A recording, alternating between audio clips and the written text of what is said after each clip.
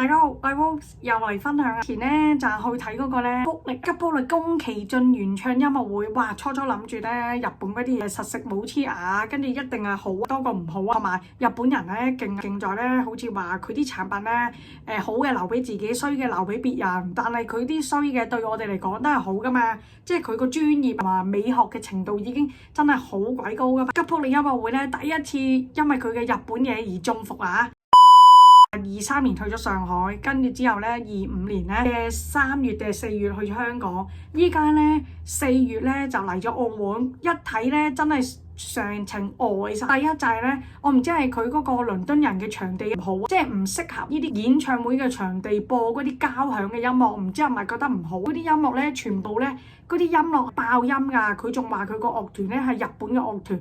初我覺得日本嗰啲樂團唔係專業性好鬼勁嘅咩？但係咧就係俾我聽到佢嗰啲咧交響嘅音樂咧係爆晒嗰啲音啦，跟住然後啲音響超唔好啦，跟住佢哋彈嗰啲技藝咧又感覺唔好啦。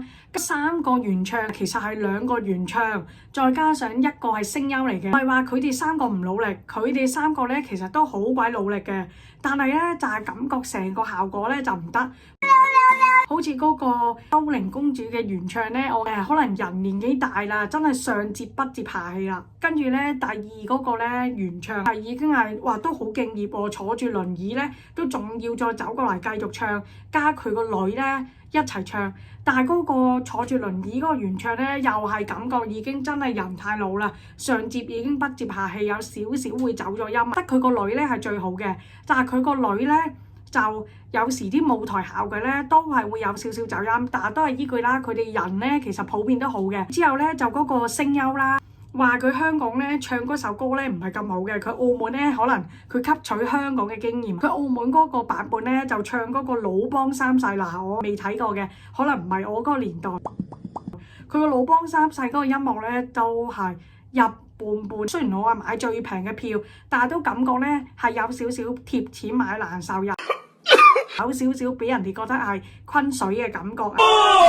歌手咯，係我人生睇咁多音樂會以嚟咧，覺得係最效果最一般、最唔好嘅音樂會啊！跟住好似遲啲咧，6月定7月仲要過去新加坡，我唔知嗰個音樂會又會點啊！跟住睇到人哋咧23年嗰個上海版本咧，仲有嗰個最中意嘅德爾傾聽嗰個女仔。有過嚟，同埋千與千尋嗰個原唱有過嚟，救命！大家都係咁嘅價錢，可能上海仲平啲，點解係咁正嘅效果㗎？澳門呢個我個人覺得真係效果咧就衰咗少少，第一次覺得真係貼錢買難受。baby，下次再分享。